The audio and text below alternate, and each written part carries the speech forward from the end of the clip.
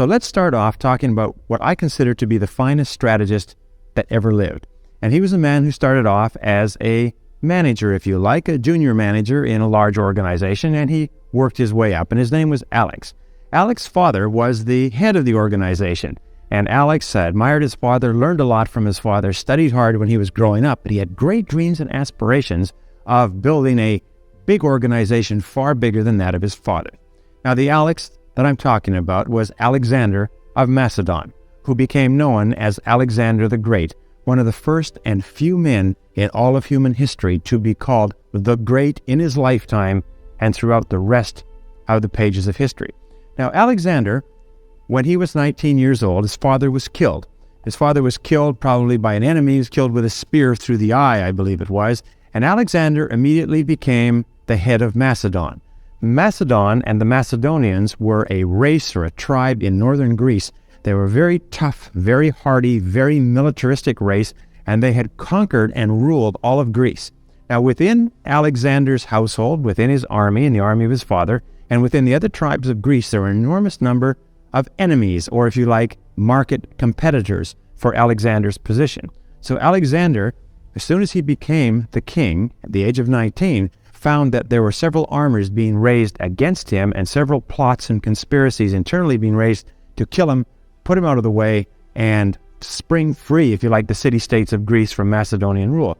Alexander immediately took command, as a leader does. He immediately put down the disloyal elements in his own army. He immediately put his army together with his own people in place and demolished the army sent against him and became the recognized and accepted master of all of Greece at the age of 19 and a half. Then he set off on his mission. Now, Alexander, like all strategic planners, had a mission, and his mission was to bring Greek culture, to bring, if you like, the control of the marketplace in the world to under Greek rule, that he wanted to bring Greek culture to all the areas of the world that he could reach. And the Delphic Oracle had told him at a very young age, when he was 15, that he could either have a long life full of peace or a short life full of glory. And he chose a short life full of glory. At the age of 19, he disembarked his father's armies, which are now his armies. He took 20,000 men, he put them on ships, he sailed across and began to fulfill his destiny to rule all the known world. He was told he could rule all the lands that he could look upon with his own eyes, he could be master of, and he began fighting in Asia Minor.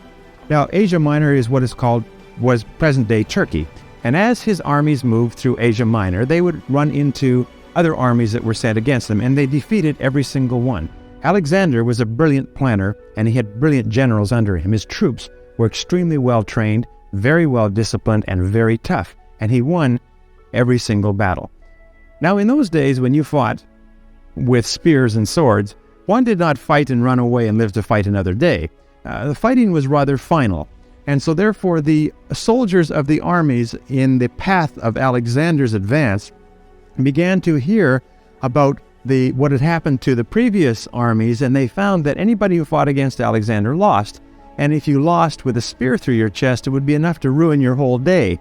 And so the word began to go out that perhaps it would be a good idea not to fight with Alexander. Now, Alexander was also very smart in that he did not disrupt the kingdoms that he took over. He left them under the rule of their own people. All he had them do is, if you like, pay a tribute to Greece, to pay taxes each year.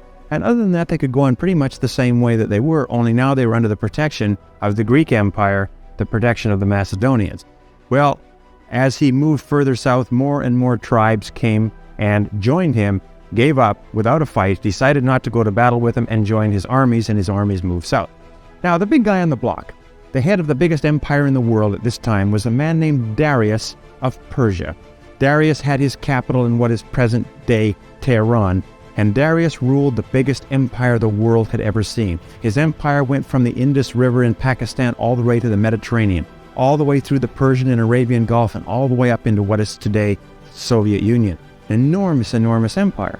And Darius began to hear that out on the edges of his empire, there was an upstart renegade who had come over from Greece with a bunch of freebooters, and they were picking away at the edges of his empire, and people were beginning to ask the question, I wonder who is the toughest Alexander the Macedonian, or Darius of Persia. Darius was a smart man, and he recognized that this was a threat. So he sent an army of 50,000 men against about 22,000 men of Alexander's. He sent the army out. He said, go and crush this upstart once and for all. Well, Alexander, anticipating this, laid out his strategy and demolished and routed the army that was sent against him. Darius, upon hearing of what had happened, he said, this is serious. This is the biggest single threat to my power, to my empire in my lifetime, and it must be dealt with, or there will be challenges to my strength and challenges to Persian rule all around the empire. So he sent out his messengers, and he sent the messengers out to different tribes throughout the empire, and he said, send me your best troops, and have your troops meet me at a place called Arbela. And he sent out levies to dozens of smaller kingdoms, and they sent thousands and thousands and thousands of troops to meet him at Arbela in Asia Minor to fight with Alexander. Well, this battle took place in 333 BC. Alexander acceded to the throne of Macedon in 336. 3 years later, he was 22 years old. He had approximately 50,000 men from the men who had joined him, and Darius now assembled his army at Arbela, actually outside Arbela at a place called Gaugamela. He assembled the biggest army that the world had ever seen. In all of history, up until World War II, there had never been an army this large assembled in one place. It is estimated by various historians, and there's something like 400 historical accounts of this battle, because it was one of the most important battles in human civilization. It literally was a pivotal battle in the history of the Western world. He assembled an army of 1 million men at Arbela. This army was an enormous army. They said it was so huge that at night the campfires spread east and west and over the horizon as far as the eye could see. It was like looking at a field of sparkling diamonds. It just seemed to be no end. It was almost like an ocean of fighting men. Now, Alexander was a little bit further south in Asia Minor, and when Darius had assembled his troops, he went out to a place called Gaugamela, 35 miles outside of Arbela, moved the entire army out there and cleared the ground, smoothed off the entire ground. Cleared the ground so that the ground would be clear for his troops and for his chariots, the major battle force that he had. And then he sent a messenger to Alexander, and he said, Alexander, he said, you're so tough. He said, why don't you come to Gaugamela and let's fight. Let's see who's the toughest. Alexander immediately broke camp. They thought it would take Alexander 7 days to get there. He was there within 48 hours. His camp was 50,000 men. He settled his camp in, put out his guards, and everybody knew that the next day they would be fighting one of the greatest battles in history. Alexander had 50,000 men. Darius had 1 million. That night, Alexander's commanders came around him. Alexander always told his people everything they needed to know. Alexander was quoted as saying, it is not necessary that our generals know what the plan of battle is, but it's essential that the men who must fight it know what the plan of battle is. But he called his generals together and he sat them down. His general said, Sire, what do you think is going to happen tomorrow? And he said, we're going to win. They said, well, Sire, the men have all great faith and trust in you, but you realize that the odds are kind of bad here. I mean, it's 20-to-1 odds according to our very best intelligence sources. We have faith in you, but this is an awful lot. He said, yes. He said, but you mustn't worry. He said, well, what gives us cause not to worry? He said, well, I have a plan. They said, sir, that's good. He said, that's very good, sir. We're glad to hear that you have a plan. Could you please tell us what it is? And he said, yes, I'll tell you what it is. He said, I've thought this through very carefully. He said, and of course, it's not possible for us with 50,000 men to defeat an army of 1 million. However, I believe that the army of Darius is not really one army, but it's a whole series of armies, something like 30 different armies made up of troops and levies from all over the empire, and that these armies have nothing really in common with each other except the common loyalty to Darius. They have different languages, different cultures, different orders of battle, different religious rites, different military organization, and so on. The only thing they have in common is the loyalty to Darius. And he said, and I believe that if something were to happen to Darius tomorrow, that the rest of the armies would split, that they would take off rather than stay and continue the fight. Now, Darius has his camp right here in the front of the army where he's going to direct this battle. They all expect this battle to be over by lunchtime. They expect it to be a crushing defeat. So I want you to go back and I want you to tell all the men in my army that we don't have to worry about defeating this whole army because we're not going to fight the whole army. He said, tomorrow we're going to do one thing. He said, we're going to go out and we're going to kill Darius. You understand that? Tell them we're going to kill Darius. And the word went down to the Macedonian army at night, passed on from man to man. The order of battle for the next day would be to kill Darius. Kill Darius. Kill Darius. The next day they lined up the troops. Darius lined up his army like a massive wall of humanity, of 1 million men, to move forward and simply crush and overwhelm the Macedonian army of 50,000. But Alexander lined up his army a little bit differently. He lined up his army the next morning in ranks like this.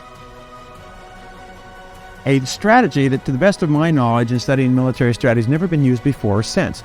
He lined up his armies deep, and Darius, historical accounts say, what on earth is he doing? He said, well, sire, this is a very unconventional way of organizing his troops. Now, Darius's major attack force were battle chariots. Now, battle chariots were the chariots that have the hooked swords that come out from the wheels, and they would cut through, and those swords would spin razor sharp, and they would cut the legs and arms, literally chop the troops into hamburgers as they went through them. And if you set 300 battle chariots against an opposing force, and they went through with arms and legs flying in all directions, it went a long way toward demoralizing the fighting ability of the opposing force. And it had worked for Darius for years, and Alexander knew this would be his strategy. The reason Darius had chosen this ground was because he could flatten the ground, and the ground would be flat like a massive parking lot so his chariots could maneuver. So Alexander lined up his men like this, and just before the battle began, he began to move his army this way. Now, there was rough country over here, country that Alexander would have a small advantage in. As he began to move his army sideways, the entire army moved sideways, kaboom. This is what is known as maneuver or surprise. They began to move sideways. And Darius said to his men, what on earth is he doing? They say, well, he's moving sideways off the battlefield, sire. They said, well, move our army sideways too. So they tried to move this army sideways, and it created a little bit of chaos and confusion in the army. Finally, Darius said, the heck with this. He said, send in the chariots. And they sent in the chariots, and the chariots attacked, all ready to go, and they attacked at this wall of troops. And at the critical moment, Alexander had all of his men turn with their shields sideways and their spears out from the shields and dig into the ground, with the spears in the ground and the shields in front. Now, what the horses saw was a wall of shields, just simply like a wooden wall, and bristling with spears. Now, men will charge walls bristling with spears, but horses are smarter than that. And the horses and the chariots began to turn, and as they turned, they began to trip each other up. And they became more and more confused, and they went back into the back here. They went right around the army, and in the back, Alexander's men were waiting with spears and swords to pick them up, and archers, and tear them to pieces. And the whole charge was demolished. At this point, Darius said, this is ridiculous. What on earth is going on over there? There was some confusion. They were getting different signals. Have they broken through? Is it time to advance? And Alexander saw his moment. His critical moment was now, and he said, and Alexander was right here, he always led his troops. He was always the very forefront of his troops. He believed that he could not be killed, and so he always was in front. He wore white armor, he had a white plume, rode a huge black horse, and if he wanted to know where the battle was where the man on the black horse was always where Alexander was. And he said to his men, what he called his companion cavalry, 6,000 veteran cavalry, heavy cavalry, he said, follow me, let's go kill Darius. And he threw his army with himself at the beginning like a spear into the center of the Persian army. Just like a spear, and he said, follow me, and they charged and went straight for Darius. Now, of course, Darius had never anticipated that something like this would happen. He said, what on earth is going on? They said, well, he's coming right for you, sir. He said, well, stop him. They said, well, sir, we're trying to stop him, but we hadn't anticipated that he would actually initiate an attack or an offensive attack against our forces. Now, this is a brilliant attack, by the way, brilliant strategy, because in this sort of strategy, the only part of Darius's army, the whole Persian army that could fight against Alexander, was this part here, was the part that is directly facing Alexander. All the rest of the army was useless because there was no one for them to fight against. And not only that, Darius could not be giving commands to the rest of the army to move forward as long as he was facing a direct assault on his own encampment. So Darius said, stop him quickly. They said, we're doing everything we possibly can, sire, but he's just continues to advance. They said, well, if you don't stop him, he said, he's going to break through. He says, yes, sire, that's a very great possibility. And Alexander's men kept cutting through. Alexander's men, none of the Persians had expected this kind of an assault. And Darius finally said, well, He said, if this is the way it's going to be, he said, I think I'll go back to the palace for lunch, and you guys can stay here and fight with them. And he jumped in his chariot with his battle flags waving, and he drove off the field of battle. Now, around him were his vice presidents, if you like, his generals, and they said, well, sire, we don't want you to do lunch alone. We'll come with you. And they jumped into their chariots, and they got the hell out, too. Now, the rest of these armies didn't know what was going on. There was dust and confusion and shouting and trumpets and these sounds of horses and men dying. It was terrible, terrible sounds. But they did know one thing. They got through the grapevine. They heard that Darius was fleeing. Now, these guys were not very smart, as they sort of say. They weren't Rhodes scholars or Oxford scholars. They were pretty humble, simple, solid fighting guys, but they could add 2 plus 2. Now, the first 2 was that from everything they'd heard about Alexander, he never lost a battle, and anybody that fought against Alexander lost. And it was a terrible way to end your day. He said number 2 is that Darius is fleeing the scene of battle. Alexander never loses, Darius is fleeing. What could that possibly add up to? It could add up to that, believe it or not, we must have lost. If we have lost, then we had better get the heck out of here, because those Macedonians are mean SOBs. And the word went out that Alexander has won, Darius has fled, let's get out, and they all took off. His strategy was correct. The armies took off. They fell over each other. They stumbled. Horses and men broke their legs, and then Alexander, who had anticipated this, began the advance. And his advance went straight through this army like a haymaking machine. At the end of the day, the Persians had lost 400,000 dead. It was one of the most incredible and disastrous battles in all of human history.